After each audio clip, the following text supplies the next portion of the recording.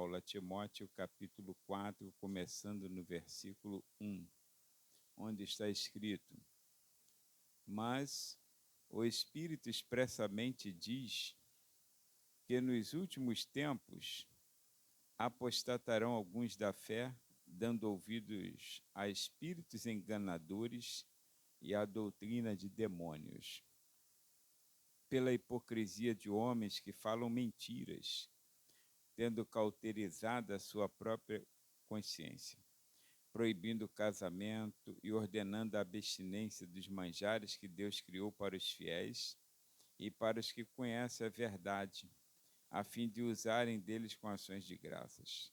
Porque toda criatura de Deus é boa, e não há nada que rejeitar, sendo recebido com ações de graças, porque pela palavra de Deus e pela oração é santificada. Propondo estas coisas aos irmãos, serás bom ministro de Jesus Cristo, criado com as palavras da fé e da boa doutrina que tens seguido.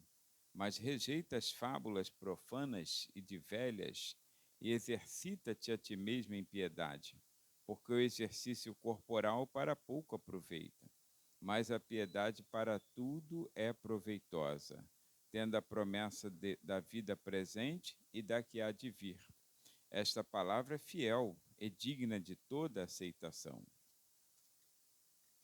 Porque para isso trabalhamos e lutamos, pois esperamos no Deus vivo, que é o Salvador de todos os homens, principalmente dos fiéis.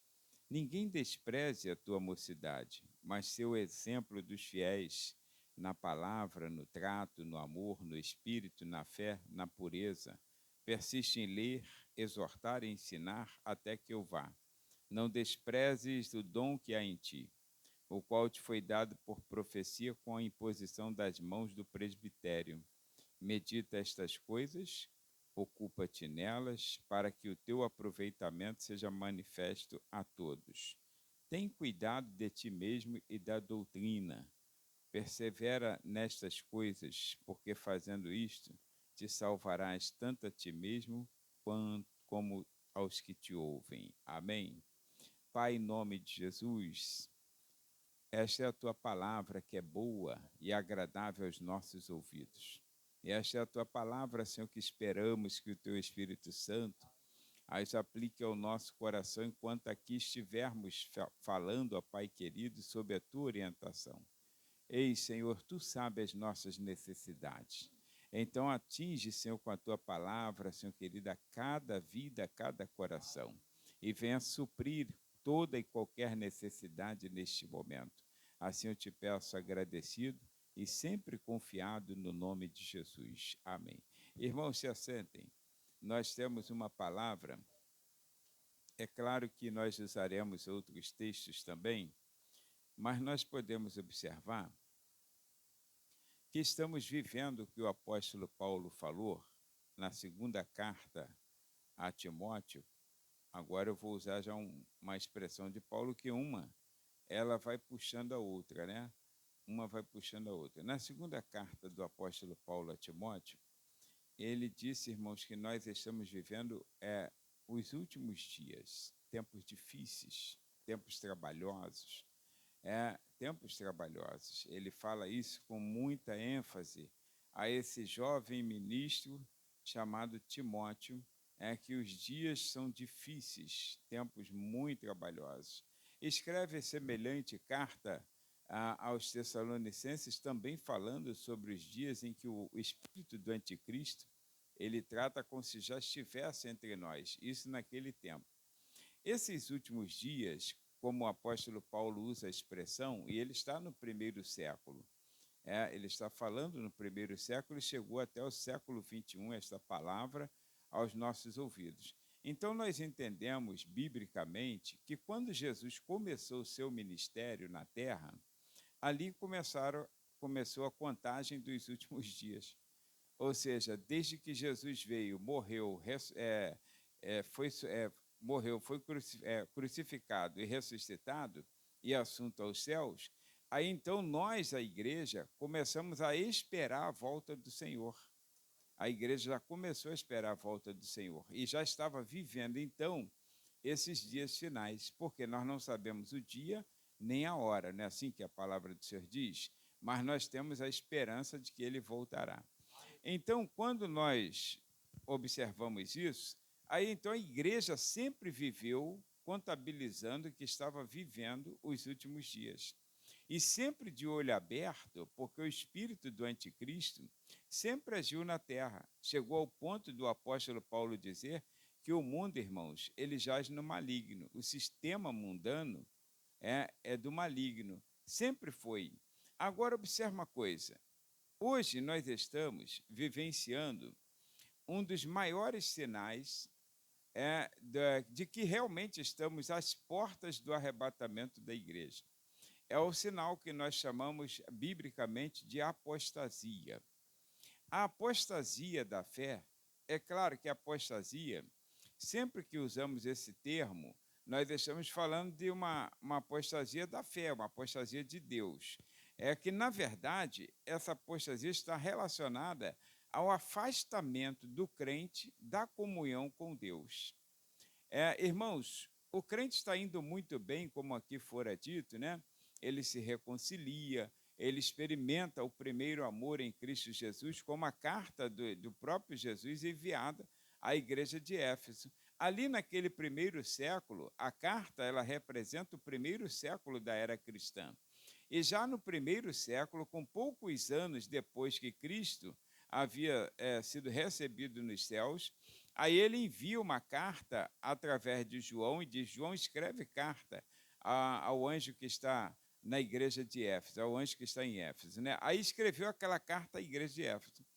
E dentre tudo que o Senhor fala, está elogiando o trabalho deles, aí o Senhor fala assim: eu tenho, porém, contra ti que deixaste o primeiro amor. Irmãos, é muito fácil nós pararmos a nossa caminhada cristã e nós começarmos a nos afastar. E esse momento em que nós estamos vivendo, essa apostasia, a carta aos Hebreus, capítulo 3, eu tenho que ler hoje alguns textos, que a Osana não está aí para ajudar a gente, né? Eu sempre dá uma ajuda lá quando põe aqueles textos, mas vocês têm paciência comigo. Então, aos Hebreus, a carta aos Hebreus é anônima, né? Aí o capítulo 3, versículo 12, está escrito assim: Vede, irmãos, que nunca haja em qualquer de vós um coração mau. Tem alguém lá colocando. O Gabriel foi para lá, né? Um coração mau e infiel, para se apartar do Deus vivo. Então, tudo indica, irmãos, que a apostasia ela começa a trabalhar a vida de um crente, e nós estamos falando de crente. O apóstolo Paulo estava escrevendo a crente. As 7 cartas direcionadas do Apocalipse, capítulos 2 e 3, elas foram direcionadas a crente, às mãos do pastor que deveria transmitir à igreja, porque o pastor, o pregador, o pastor, além do apacentador, ele também é o anjo da igreja no sentido de ser mensageiro.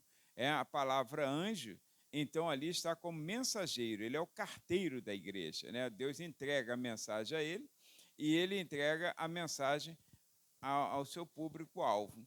Então, e a mensagem que é entregue por Deus deve ser entregue por este mensageiro integralmente, do jeito que ela é. O detalhe está aí, o carteiro não tem autorização de abrir uma correspondência, ler, aí dizer assim: rapaz, isso aqui está pesado, eu vou mudar isso aqui. Não, não tem essa autoridade. Do jeito que ele recebe autenticada, ele tem que entregar, seja uma mensagem dura, seja uma mensagem de ânimo, seja uma mensagem de coro ou seja uma mensagem suave, ele tem que entregar assim. E o pastor é a mesma coisa. Então, olha só, irmãos, vede, irmãos, que nunca haja em qualquer de vós, irmãos, aqui começa a apostasia. Porque o crente, quando o Antônio aqui, ele asseverou, né, ou seja, ele ratificou, né, ele deu uma ênfase à palavra, ao hino cantado aqui, a letra do hino cantado pelo Isaac, aí o Antônio falou: talvez você não tenha pensado em como você amava pessoas, amava o teu próximo. Ou seja, como nós usávamos desse amor cristão um para com os outros, até com a palavra e com a obra de Deus. Aí, quando chega um tempo, irmãos, não é que seja isso verdade, mas tem um pouco de verdade nisso, que algumas pessoas falam assim, ele está no primeiro amor porque começou agora. Não, o crente tem que estar sempre vivendo o primeiro amor cristão. E quando o Senhor nos chamou, aí ele falou e ficou profetizado em Ezequiel capítulo 36, que ele ia tirar o coração de pedra da pessoa e ia colocar no lugar um coração de carne. Ou seja, ele ia tirar aquele coração insensível, aquele coração maligno, aquele coração endurecido, ia colocar um coração macio, um coração sensível, um coração amoroso na vida do cristão. E isso se chama regeneração, que é a salvação. Então, nós experimentamos a regeneração, essa transformação que começou de dentro para fora, que a transformação religiosa, ela pode até começar de fora para dentro, mas a transformação cristã, ela começa de dentro para fora. Aí, então, está dizendo lá, irmãos, que nós não devemos, irmãos, não devemos de forma alguma abrigar no nosso coração, abrigar o mal que ele diz aqui, né? Não o mal que podemos, qualquer momento aqui, abrigar esse mal no nosso coração. Não abrigue esse mal no coração, onde está escrito na palavra de Deus, Hebreus 3,12, que nós lemos, nunca haja em qualquer de vós um coração mau e infiel. Por quê? Se você tiver um coração mau e tiver um coração infiel, você se apostata da fé. Aí diz aqui, para que você não se aparte, ou seja, apostatar é apartar, é se afastar, é se distanciar. Então, se afaste do Deus vivo. Irmãos, quantas pessoas que já pararam a trajetória, que já pararam a caminhada, quantas pessoas que você conhece? Quantas pessoas que passaram largo tempo desviado da presença do Senhor? Alguns têm uma oportunidade de voltar. Outros nunca terão essa oportunidade, porque eles vão pensar assim, eu ainda sou jovem, eu ainda tenho muita coisa, ainda tenho muita água para passar embaixo dessa ponte e pode não dar tempo. Então, o ideal é você nunca se apostatar. Agora, essa frieza espiritual que nós chamamos de apostasia, aconteceu com o apóstolo, na verdade, vou corrigir a fala, né? Aconteceu com o discípulo Pedro, que ele ainda não era apóstolo, né? Ele era um aprendiz para o apostolado. Mas aconteceu com o discípulo Pedro, quando ele estava muito em afinidade com o Senhor, e ele achou-se um pouquinho arrogante, soberbo, e ele chegou a dizer assim, Senhor, ainda que todos te abandone, eu não te abandonarei. Irmãos, nós estamos neste caminho da salvação por graça e misericórdia de Deus. Ninguém aqui é forte o suficiente para enfrentar as tentações do adversário. Aí, então, Pedro, quando falou isso, ele sentenciou a sua desgraça e ele começou a se afastar um pouquinho. Aí a Bíblia diz assim, e Pedro seguia-o de longe. Pedro seguia-o de longe. Aquele que estava tão perto, agora ele estava seguindo Jesus de longe. Agora ele já tinha uma amizade com pessoas que ele fez na mesma noite, se assentou à roda de uma fogueira, e ali ele já estava falando a mesma língua que as pessoas estavam falando. Ele já agora não tinha mais aquele sentimento. E sabe, irmãos, a oportunidade única que ele aproveitou foi aquela quando ele, assim, casualmente olhou para lá e Jesus estava na hora passando. Olha, é uma coisa de Deus, tá? Porque estava escuro, eles estavam apenas com luz de luminárias, de candeeiros, né? Então, aí ele passou lá, Jesus passou lá naquele meio de escuridão, Pedro estava só com a luz da fogueira, e Jesus estava com a luz que as pessoas estavam carregando aquele candeeiro. Aí, então, quando ele passou lá, Pedro estava olhando para lá e Jesus olhou para cá. E quando os olhares se cruzaram em meio àquela escuridão, aí a Bíblia diz que Pedro se sentiu um arrependimento tão grande, ali ele se derramou realmente na presença do Senhor, ali ele se arrependeu de ter abandonado o Senhor e agora ele queria voltar ao primeiro amor. Aí então foi quando o Senhor depois encontra ele e fala: Pedro, tu me amas? Porque Pedro amava Cristo, mas mesmo com todo aquele amor a Cristo, ele conseguiu se afastar, se apostatar um pouquinho, mas Deus deu chance de ele voltar. Irmãos, o segredo é você nunca se apartar do Senhor, nunca se apostatar da fé. E um dos segredos para isso é você não abrigar maldade no seu coração, é você não abrigar infidelidade no seu coração. Seja fiel ao Senhor em todo o tempo, seja bom servo de Deus. Olha, aí então observamos aqui que isso sempre está relacionado com uma pessoa que já experimentou a salvação, a regeneração, a santificação. Como, por exemplo, que Jesus fala em Lucas capítulo 8, o versículo 13, sobre aquela explicação da parábola da semente. Aí ele falou: essas são aquelas que caíram sobre as pedras. Ora, a semente que foi lançada pelo semeador não foram sementes aleatórias. Ele tinha no seu bornal sementes preparadas e prontas para germinar. Aí então, a receptividade da semente é que ia fazer a diferença. Talvez o que eu esteja falando caia em alguns corações e venha produzir frutos para o reino. Agora, talvez alguns ouvem por um lado, sai pelo outro e ele não está nem aí.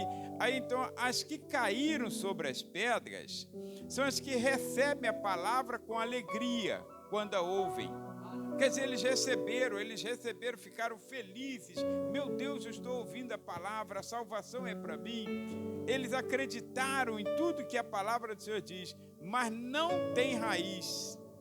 Creem durante algum tempo, mas abandonam na hora da provação. Na hora que o parafuso aperta, aí então a pessoa começa a se afastar, começa a achar que Deus é mau, que Deus é ruim, que Deus não tem cuidado de mim, porque ele achou que o evangelho, irmãos, seria molezinha.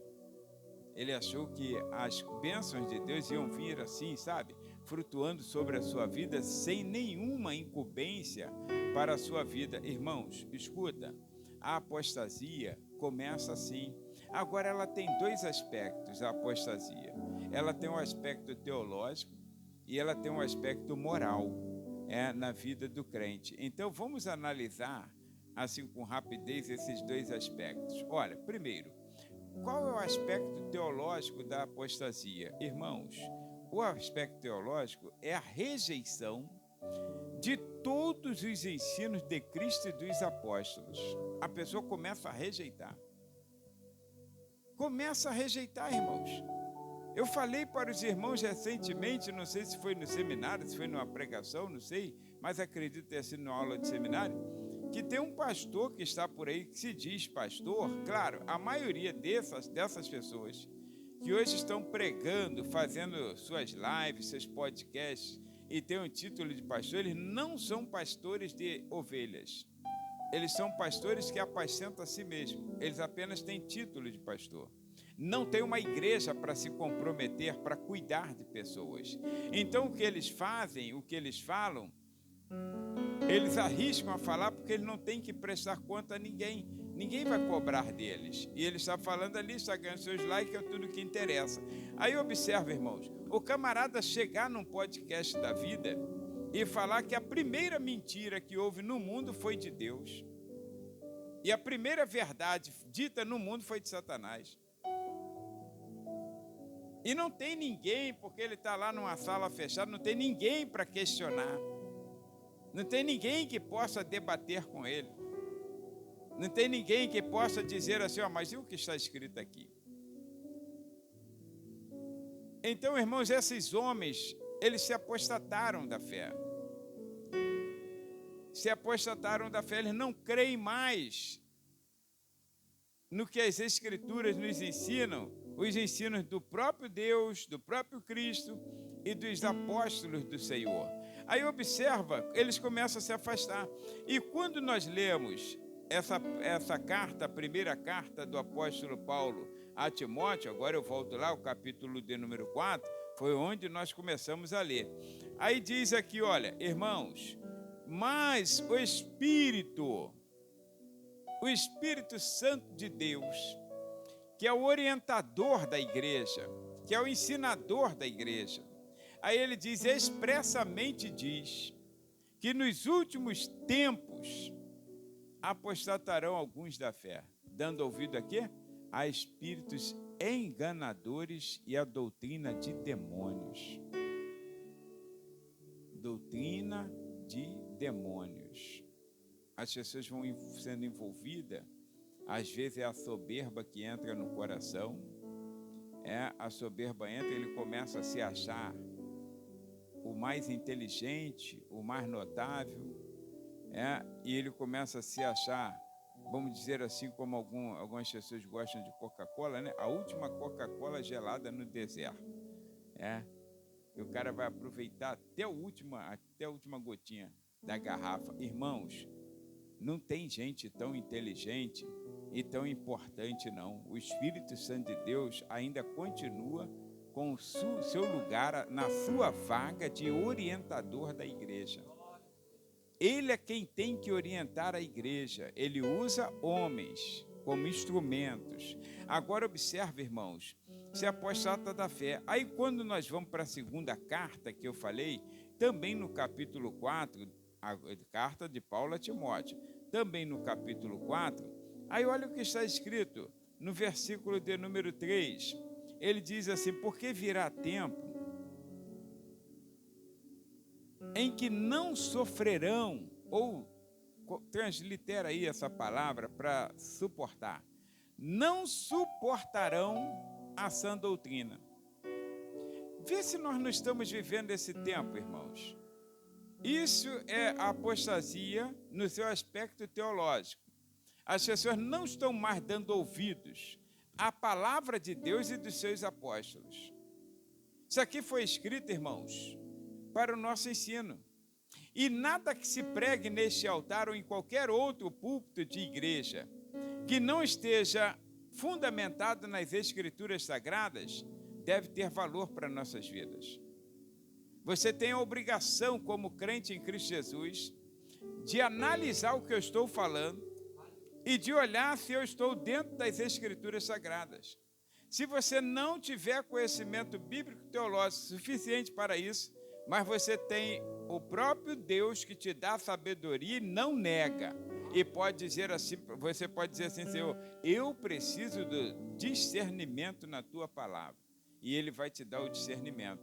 Aí, homens, virá tempo em que não sofrerão, não suportarão a sã doutrina, mas tendo comichão, coceira nos ouvidos. Irmãos, todos aqui sabem, acredito que até os mais novos aqui, os adolescentes, sabem que a gente não deve enfiar uma tampinha de caneta Bic no ouvido, sabe que não deve enfiar cotonete, sabe que não deve enfiar nada, um prego, um clipe,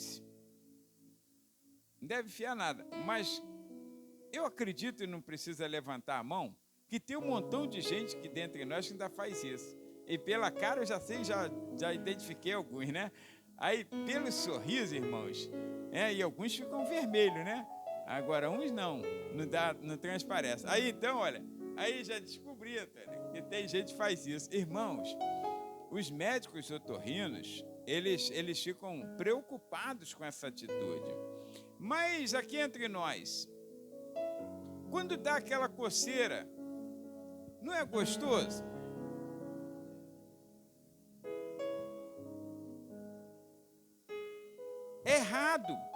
Errado, extremamente errado. Mas as pessoas fazem porque sentem prazer naquela coceirinha. Irmãos, sabe, espiritualmente, o nosso ouvido tem que estar limpo e pronto para ouvir a palavra de Deus. A fé que nós exercemos, ela vem pelo ouvir e pelo ouvir a palavra de Deus. Agora, há um tempo em que nós estamos vivendo e que os homens, que os seres humanos, que os crentes não estão suportando a sã doutrina, mas tendo aquela coceirinha nos ouvidos, amontoam para si doutores, ensinadores, mestres, conforme as suas próprias concupiscências. Concupiscência é um desejo exagerado por alguma coisa. Então, aí eu quero ouvir aquilo que me agrada. Eu quero ouvir aquilo que me agrada. Eu não quero ir ao médico otorrino. Eu não quero ir para lavar o ouvido. Eu quero ouvir aquilo que me agrada. Eu quero passar aquela ponta de caneta Bic. Porque me agrada e não me dá muito trabalho. Não me é muito custoso, a princípio, fazer isso. Agora, irmãos, isso é apostasia nessa característica do aspecto teológico. As pessoas não querem mais ouvir a boa palavra. Aí quando nós ouvimos, quando nós pregamos, irmão, por quê? Uma mensagem de pastor, vou falar aqui uma coisa para vocês. Tanto eu quanto qualquer outro pastor, o pastor sempre prega uma palavra doutrinária. O pastor que se intitula pastor, mas ele é o chamado pastor itinerante, ele vem aqui e prega qualquer coisa que agrade a igreja. Depois ele vai embora. E às vezes ele, nesse lote de qualquer coisa, aí então ele coloca bananas podres e boas também. Porque depois você não acha mais ele. É como aqueles comerciantes aí, livre, né, que fica nessas bancas de beira de rua, que ele fala assim, qualquer coisa você vem aqui trocar, tu nunca mais vai achar o cara. Tu vai comprar o produto ruim e nunca mais acha, porque ele não para no mesmo lugar. Ele vai enganar outro lá pro lado de Nova Iguaçu, depois ele engana outro pro lado de Caxias, aí fica assim, você nunca mais encontra. Se um dia você vê e reconhecer, ele fala assim, tá maluco? E te convence que você está errado. Irmãos, olha, a igreja precisa ouvir a boa palavra de Deus. E a boa palavra de Deus não está no aspecto de como eu sou eloquente, mas em como eu estou pregando e trazendo a palavra nua e crua, que é o alimento, irmãos, para nossas almas. Então, muitos estão se apostatando, porque estão amontoando para si doutores. A internet está assim, ó. Aí toda hora vem alguém para falar contra a oferta, contra dízimo, contra jejum, contra a oração.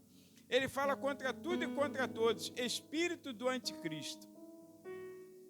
Enganando a muitos. E as pessoas aplaudem, as pessoas gostam. As pessoas gostam. Às vezes vê um pouco de verdade naquela fala, mas aquela fala é prejudicial. Prejudicial. Irmãos, você precisa estar na igreja. Você precisa sentar do jeito que você está sentado ao lado de um irmão seu.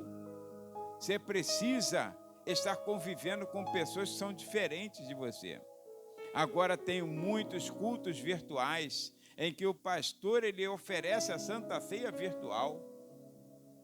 A Santa Ceia virtual. Que isso, irmãos? Que mundo estamos vivendo? As pessoas precisam lidar com outras pessoas. E você vai se afastando gradativamente dos princípios da palavra do Senhor. E Hebreus capítulo 6, aqui é mais grave ainda, versículos 4 e 5, da carta aos Hebreus, agora o capítulo 6.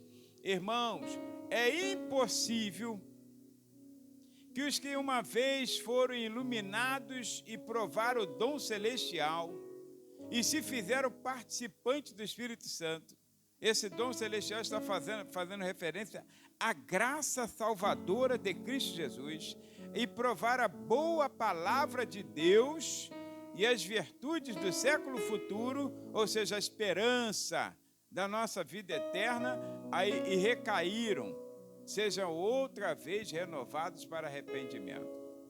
Pois assim, quanto a eles, de novo, crucificaram o Filho de Deus e o expõem ao vitupério. É como se você estivesse pisando no sangue da aliança, no sangue de Cristo.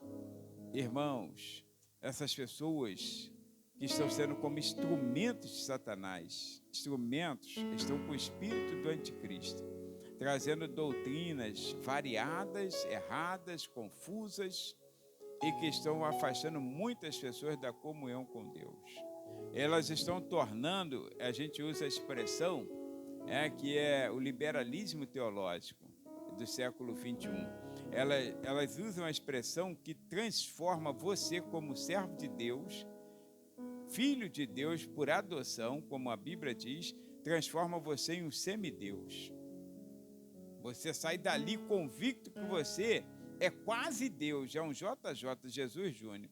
Você sai dali assim, sai já pensando assim, eu sou diferente, né? Aí você passa a entender que Deus está no trono lá, mas para te servir, e não você para servi-lo. Ele passa a ser o seu mocinho de recado. Oh Deus, vai ali, oh Deus, vem aqui. Já viram pessoas que estão vivendo uma vida assim, achando que Deus está pronto e que Ele tem a obrigação de te servir? Ele é criador e nós somos criaturas. O vaso, porventura, está escrito, pode falar com o oleiro, por que me fez assim? Não, não pode. O oleiro ainda está no comando, está na roda ali, ele quem amassa o barro e quem faz de acordo com a necessidade dele.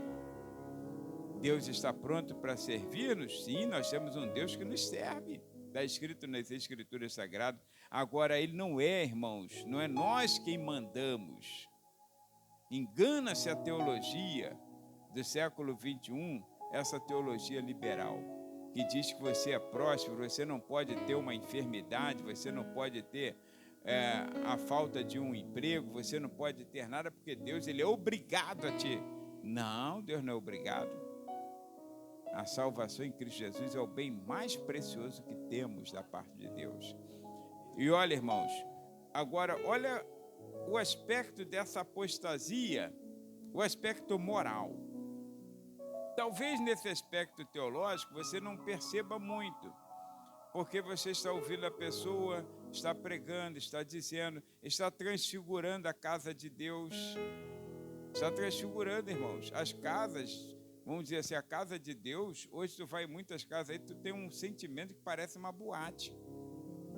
Parece uma boate. O ambiente é todo escuro. Para quê? Qual o motivo de um ambiente escuro? E aquelas montão de luzes piscando. Sabe, às vezes parece uma coisa que é simples, que é inocente, mas tem um fundo do anticristo, o dedo dele ali. Aí sabe aquela pessoa que tirou o local de um púlpito, que nós temos como exemplo fazer um púlpito, lá do livro de Neemias, capítulo 10. E as sinagogas tomaram como exemplo Neemias e fizeram um templozinho, claro, mais simples na época, né, no período chamado interbíblico, e fizeram um púlpito, que era assim um cercadinho, onde o pregador, o mensageiro da palavra de Deus, esse mensageiro, ele subia aquele púlpito, que não era muito mais alto do que isso não, aí ele subia e falava com todas as pessoas que ali estavam. Tiraram, irmãos. Aí estão colocando um barril, um latão preto, que você vê nos botequins de chopp aí, das chopperias da vida. Aí quando eu passo, falei, vai ter culto hoje aí. Vários púlpitos lá, Irmãos, o que é isso? As pessoas estão pensando que elas podem fazer na casa de Deus o que elas querem? Será que nós agora temos essa autoridade? Já viu como as pessoas estão agora decretando? Pregadores e pastores do século 21, eu decreto sobre a sua vida. Quem sou eu para decretar, irmãos? Só quem pode decretar é quem tem a verdadeira autoridade. Quem pode decretar é Deus. Eu posso usar uma palavra de fé e dizer assim, irmã, vá em paz. Você já está curada do teu mal, mas porque o Senhor me embasa a falar isso. Agora eu decreto sobre a sua vida. Eu não tenho autoridade para decretar. Nenhum pastor tem autoridade para decretar. Ele tem autoridade para pregar a palavra de Deus, para orar, para ungir, para curar enfermos. Mas decretar isso ou aquilo? Não tem. Decreto é de alguém que tem maior autoridade. Nenhum ministro do rei podia decretar. Eles punham a ideia deles e o rei analisava, e então decretava e carimbava. Pum. Aí depois que ele decretava, ninguém podia revogar o decreto dele. Agora, ninguém com autoridade, primeiro-ministro dele, Daniel foi primeiro-ministro, não tinha autoridade para decretar nada. Tinha autoridade delegada pelo rei. Como José tinha autoridade delegada por Faraó. Agora, decreto não, tu vai poder vender, vai poder comprar, vai fazer o que quiser. Agora, decretos tinha que partir daquele que é maior do que todos. Olha quanta mentira você está ouvindo. Olha quanta coisa você está ouvindo e não percebe. Agora, vamos para a moral. O aspecto moral do afastamento. A pessoa, irmãos, deixa Cristo e ela volta para a prática do pecado e da imoralidade. Olha Isaías capítulo 29, versículo 13. E depois a gente vai pegar um exemplo de cristãos. Eu vou usar a terminologia cristãos para ficar mais assim contextualizado. Mas pessoas que serviam a Deus, tá? Mas primeiro aqui, ó. Porque o Senhor disse: pois que este povo se aproxima de mim, ou nós estamos falando de crente, tá? Não está falando o profeta Isaías de babilônios, de egípcios, de persas, medos, nada disso. Está falando de judeus, de hebreus, pessoas que têm a promessa de Deus. Este povo se aproxima de mim e com a boca e com os seus lábios me honram. Mas o seu coração se afasta para longe de mim. E o seu temor para comigo consiste só em mandamentos de homens em que foi instruído. Quer dizer, a palavra de Deus, nem pensar na prática dela. A imoralidade desse povo, no contexto desse texto, está grande, irmãos, aos olhos de Deus. A imoralidade, porque a pessoa começa, então, a deixar Cristo e voltar para a prática do pecado. As amizades antigas, ou você não conhece ninguém. Aqui nessa igreja nós tivemos pessoas que eram bênção aqui, verdadeiros obreiros. Hoje está em roda de samba. Hoje está em roda de samba. Hoje está onde tem cerveja, chopp, tanta coisa diferenciada, pecado está rolando e a pessoa está ali. Esse afastamento, ele não percebeu o afastamento teológico, não percebeu essa parte, desse aspecto teológico da apostasia, mas agora a gente percebe o aspecto moral. Caiu. Aí o adultério já passa a ser uma coisa normal. A fornicação, que é o relacionamento sexual entre os solteiros, é normal em muita gente que já tem o nome de Cristo, que já foram membros da igreja, batizados na igreja, e às vezes ainda continuam, mas continuam na prática. E sabe, quer que a gente aceita isso, normal. Porque aí entra o que nós estamos falando dentro desse aspecto da imoralidade. Eu vou ler outros versículos, mas vai entrar o relativismo. Então, observa, olha aqui, eu falei que ia falar outro povo, que está em Mateus capítulo 23, versículos 25 a 28. É um povo que tem a palavra de Deus, tem os mandamentos de Deus, conhece os mandamentos do Senhor. A Bíblia, chamada, que a gente chama de Antigo Testamento, que é a Bíblia que eles usavam, eles conhecem. Aí Jesus fala assim para ele: ai de vós, escribas e fariseus. Tu sabe quem eram os escribas, irmãos? Os escribas eram pessoas inteligentes, preparadas, que eles escreviam, ou seja, às vezes serviam como tradutores e eram os ensinadores da palavra de Deus. Escribas, eles não só compilavam a lei, escreviam, reescreviam para que ela sempre fosse preservada, mas também eles ensinavam, tinham a obrigação de ensinar. Os fariseus eram religiosos, mas os escribas, além da religiosidade, eram os oficiais da casa do Senhor para ensinar o povo. Aí Jesus fala assim: ai de vós, escribas e fariseus, hipócritas, pois que limpais o exterior do copo e do prato, mas o interior está cheio de rapina e de iniquidade. Olha o verso seguinte: fariseu cego, limpa primeiro o interior do copo e do prato, para que também o exterior fique limpo. Aí, ai de vós, escribas e fariseus hipócritas, pois que sois semelhantes aos sepulcros caiados. Irmãos, aqui entre nós, não é bonitinho o Jardim da Saudade? É bonitinho. Olha, eu fico fascinado com aqueles cemitérios americanos que aparecem nos filmes. Eu fico fascinado, dá vontade de ir para lá. Porque é tudo alinhadinho, irmão. Já aparece assim, né? É tudo alinhadinho, tudo arrumadinho. E não é só lá não, na Coreia do Sul. Eu vi o cemitério lá na televisão, é tudo arrumadinho, tudo alinhadinho. Não é igual isso aqui do Cabuir, não, que é a pouca vergonha que tu afunda no caixão lá dos outros. Não, ali tu tem que tomar cuidado, tá? Quando andar ali, que tu, de vez em quando tem alguém que cai junto lá. Aí, olha, ali tudo desalinhado. Não, irmão, já tudo arrumadinho assim, tudo alinhadinho, tudo bonitinho.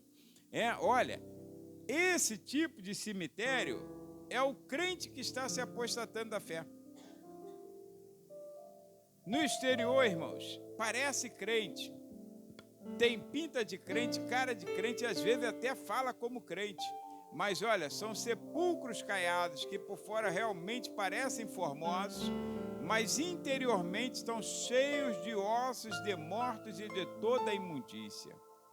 Assim também vós, exteriormente pareceis justos aos homens. Aí mostra aquela cara assim de piedade, né? Irmãos, o que é isso? É necessário que venham os escândalos, mas ai daquele por quem vier o escândalo. Você vê aí as pessoas, né? Às vezes está num púlpito da igreja com aspecto de santo. Pode acontecer com qualquer um de nós. Pode acontecer. Aí então, como a gente usa essa expressão, aqui no púlpito ele é um santo, mas na rua um satanás. Em casa, cheio de hipocrisia e de iniquidade. No trabalho, cheio de pecado. Saiu daqui da presença de Deus, aqui é glória, aleluia. Aí lá fora, ele vive a vida dele. Por quê? Tudo por conta, tem mais textos bíblicos, mas nós não temos mais tempo para ler. Mas tudo por conta do relativismo. O relativismo, irmãos, ele tem uma filosofia, o relativismo, que cada pessoa tem seu próprio padrão de verdade. Então, o que para você pode não ser, mas para mim é. Então, tá bom. Aí, como funciona? Tem sido, irmãos, um dos maiores sintomas de quem está se afastando da presença de Deus. Ou seja, crentes, como nós falamos, que não querem a sã doutrina, porque ela confronta o pecado. A sã doutrina, essa palavra aqui, confronta o pecado. E depois não adianta, falou para mim, pastor, jogou de indireto, direto, não. Eu não uso aqui de indireto, direta, não tem esse negócio, nunca usei essa expressão, tem endereço certo, nunca usei. Eu prego a palavra, irmãos, e ela confronta o pecado. A palavra confronta o pecado. E, aliás, vocês não podem exigir de mim, não podem exigir, como eu não posso exigir de vocês, falei isso aqui na quarta-feira, não posso exigir, vocês não podem exigir de mim perfeição, porque perfeito só Deus. Agora, santidade, santificação, vocês têm que exigir de mim. Eu tenho que pregar e viver o que eu prego.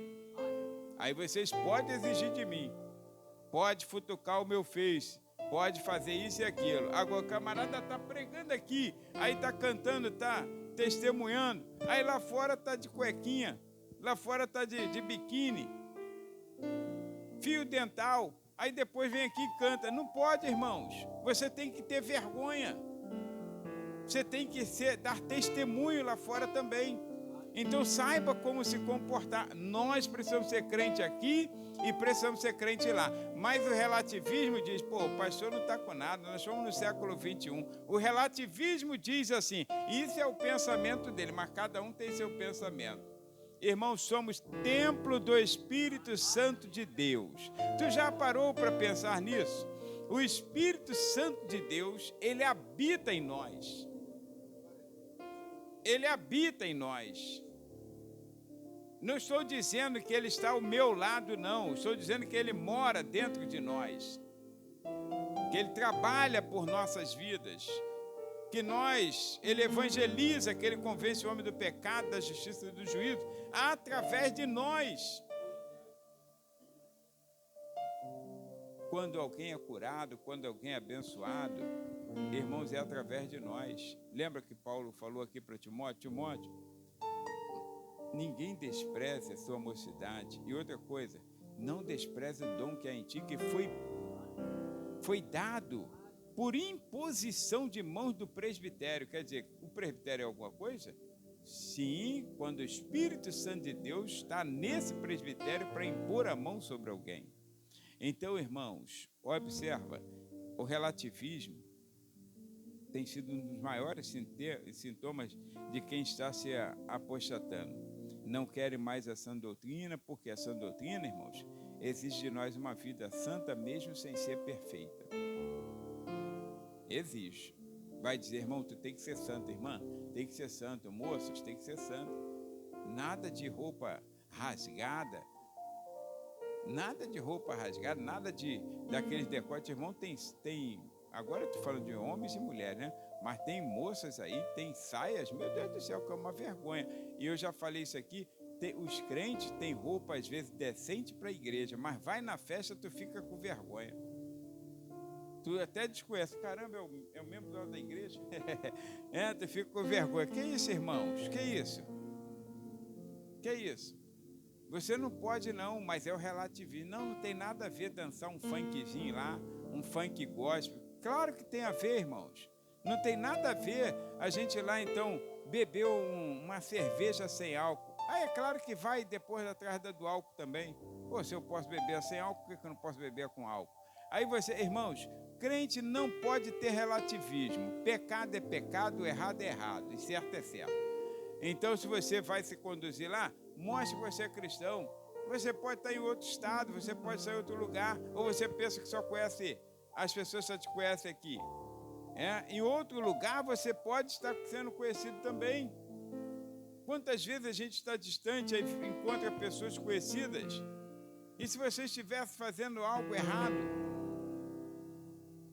você precisa ter conduta. Você precisa ter uma conduta de crente. Você é sal da terra, você é a luz do mundo. E crente que prefere o oba-oba, irmãos. Olha só o relativismo. Oba-oba. Entretenimento religioso. Artistas religiosos são aclamados. O que são artistas religiosos? Cantores e pregadores. Pregadores. Vem aqui na minha igreja, pode vir, cobra uma fortuna. E a igreja dá a fortuna a eles. Aí eles vêm aqui, mandam meia dúzia de besterol, o povo aclama, pede autógrafo, e quem prega a verdade é desprezado. Prega a verdade, aí é desprezado. Não tem um like. Se eu dependesse de like para viver, é que eu trabalho, irmãos. Deus não me chamou para ficar à toa, né? Deus me chamou para trabalhar, para viver do suor do meu rosto. Por isso que eu nunca vou pedir like. Irmão, dá um like aí, dá um like. Não é negativo, irmão. Se um dia alguém quiser dar um like, vai dar porque quis. Porque eu não vou pedir. Eu não vivo daquilo. Mas aí você, pregador, prega a palavra de Deus, ninguém quer dar like, ninguém nem quer assistir. Já sei que vai vir bomba aí. Agora, prega besterol. O camarada ganha um dinheirão, faz uma meia dúzia de presepada, fala às vezes em decência no púlpito da casa de Deus, verdade ou não é? Fala em decência no púlpito da casa de Deus e as pessoas estão aplaudindo, estão pedindo autógrafo, estão desejando. Vou pegar o contato dele. Que contato, irmão? Guarda o contato de quem anda com Deus, irmãos. Olha, irmãos, prega a palavra. Não queira ganhar like, não. Pode dar tudo de dislike lá. Pode dar o quanto de dislike quiser. Irmãos, a minha função é ensinar a palavra de Deus. É pregar a palavra. Não é ficar aqui, irmão, eu sei da tua fraqueza, vai nessa tua força. Se eu sei da tua fraqueza, como é que tu vai na tua força? Então, não, você tem que se converter, irmão. Tem que largar o jogo do bicho. Tem que largar o jogo do bicho. Eu gosto de fazer uma fezinha de vez em quando. Tem que largar a fezinha, irmãos. Tem que largar o cigarro, tem que largar a cachaça, mas é de vez em quando. Aí eu bebo socialmente. Falei, nem socialmente eu bebo. Não bebo de terno e gravata. Então, olha, irmão, nem socialmente. Você não pode beber socialmente. Não, se estiver na festa, não pode. Você tem que largar os vícios. Tem que largar, seja diferente, seja o patinho feio, seja o estranho no ninho. Não, um garoto que tem um estranho no ninho, que eu esqueci o nome dele. Aí seja o estranho no ninho, o Cris, né? Aí seja o estranho no ninho, agora seja o que for, mas você tem que ser crente em Cristo Jesus. Nada desse negócio de relativismo, artistas religiosos. Aí, quer dizer, despreza quem prega a palavra e fica atrás do oba-oba. E sabe, irmãos, quando você começa no oba-oba, um dia para dar um assovio na igreja, aí outro dia você já está fazendo vídeos engraçados e pulando. Não, a igreja não é lugar para isso. A igreja é lugar para você se comportar como crente. Antes, durante e depois do culto. E o púlpito, irmãos, é um lugar sagrado. Então a pessoa chega aqui é para ela se comportar, pregar a palavra de Deus, no final ela vai embora, deu graças a Deus, foi embora, e espero que o Senhor não me encontre ali no meio do caminho e me imprense com a mula para falar comigo. Por quê? Porque tu errou quando estava lá. Porque, irmãos, às vezes parece que estamos certos. Quantos de nós já lemos a história de Balaão e ficou pensando assim? No início até eu pensava, não entendi porque Deus queria matar se ele mandou Balaão ir. Deus não mandou Balaão ir. A ganância dele fez encegar o entendimento e vamos dizer assim, ele torceu a palavra de Deus, interpretou a seu bel prazer. O Senhor falou assim, tá bom, Balaão, já tinha falado 3 vezes ele que não, mas ele ficou insistindo por causa da ganância. Aí o Senhor falou, tá bom, se eles vierem te chamar novamente, você vai com eles. Sabe o que a Bíblia diz? De madrugada ele levantou bem cedo, antes que alguém chegasse lá. Aí ele levantou bem cedo, arrumou a mula, montou na mula e foi embora. Quer dizer, ele não esperou não, porque Deus não ia mandar ninguém chamar. Aí ele foi atrás do pessoal, aí Deus queria matá-lo no caminho. Se não fosse a bondade e a misericórdia de Deus, de usar aquela mula para falar com o Balaão, com o seu bocão lá, ô bobão, tá me arrebentando aqui por conta de você. Aí então ele caiu a ficha, porém ficou desonrado. Provavelmente nunca tenha sido salvo, provavelmente porque eu não tenho certeza, não posso dar certeza. Mas a Bíblia começa a desprezar Balaão e no final ainda diz assim, cuidado com a doutrina de Balaão. Sabe o que Balaão fez? Já que ele não pôde amaldiçoar, aí ele falou assim, Balaque, faz o seguinte, pega umas mulheres bonitas aí, e coloca lá no arraial deles, lá na divisa do arraial. Eles vão se interessar e vão começar a se prostituir. Dito e feito, Israel se prostituiu. E tem um montão de gente ainda com a doutrina de Balaão. Sabe por quê? Que ele ouve alguém falando assim, não tem nada a ver não, rapaz. Amigado com fé, casado é. Não é não, irmão. Você tem que casar. Você tem que acertar a tua situação. Jovens solteiros não podem morar juntos. Não podem. Tá? Tem que casar. Quer morar junto? Então tem que casar. Primeiro tem que se casar, deixa pai e mãe, se une a sua mulher e se casam. Aí ambos serão uma só carne. Começa, espírito, alma e sexo. Aí no mundo não é sexo, alma se der tempo, espírito, nunca. Não, começa no espírito, namoro começa no espiritual, aí passa para o emocional, para conversar, para se conhecer. Depois do casamento vai para a área sexual. Mas não está começando aqui embaixo querendo que dê certo lá em cima. Não dá, irmãos. Tem que fazer aquilo que é certo. Então, se componha, fica direitinho. Mas eu sou fraco. E quem falou que o pecado é vitamina? Quando a gente está fraco, toma vitamina, né? Aí se tu está fraco, o médico vai passar coisa ruim para você? Tu está fraco, estou fraco, doutor. Aí ele vai passar o quê? Vitamina, não é assim? Então, se você está fraco, não é para pecar. Porque o pecado vai te enfraquecer mais ainda. E Satanás só quer isso da tua vida, que você seja fraco para ele te enfraquecer mais. Agora então, irmãos, eu vou terminar porque eu só tenho 2 minutos, nem 2 minutos na verdade. Olha os conselhos de Paulo que todo mundo já conhece, eu nem vou precisar tecer comentários longos, né? Em Romanos capítulo 12, aos Romanos capítulo 12, 1 e 2, depois de Paulo ter tratado nos capítulos 6, 7 e 8 sobre o pecado, principalmente capítulos 6 e 7. Aí ele fala assim: irmãos, não se conforme com este mundo, apresenta o Senhor o vosso corpo como sacrifício vivo, santo, agradável a Deus, que é o vosso culto racional, e não se conforme com este mundo. Não se conformar, todo mundo sabe disso, irmãos. Não precisa ter teologia para isso. É não tomar a forma do mundo. Não se encaixa, irmão. Crente não se encaixa nessa forma do mundo. Crente não se encaixa. O crente é diferente, o crente se veste diferente, fala diferente, brinca diferente. Se é um torcedor, torce diferente então. O crente é assim, irmãos. O crente faz tudo diferente, todo ele é comedido, porque ele não pode causar escândalo ao nome do Senhor. Então não se conforme com este mundo, mas transformai-vos pela renovação do vosso entendimento e obedeça, experimente obedecer a palavra de Deus, a vontade de Deus, porque esta é perfeita, é boa e agradável. Esquece esses camaradas que estão lá pregando na internet, baboseiras, e volte-se para a palavra de Deus. Por que tu não lê a Bíblia, em vez de estar ouvindo coisas indevidas? Lê a Bíblia, irmãos, lê a palavra de Deus.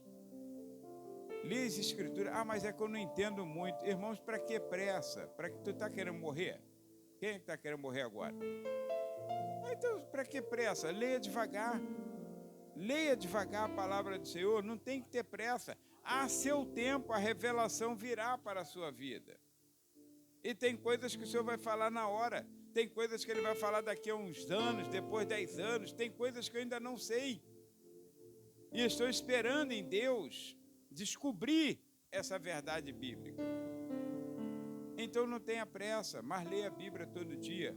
Experimenta essa boa vontade, essa boa e agradável e perfeita vontade de Deus. E isso é pela palavra que você vai conhecer.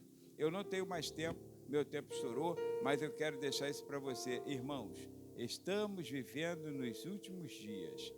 O espírito do anticristo já pode ser sentido. Então, quem tem ouvidos, ouça o que o Espírito diz às igrejas. Amém? Fique de pé. Nós queremos agradecer aos irmãos visitantes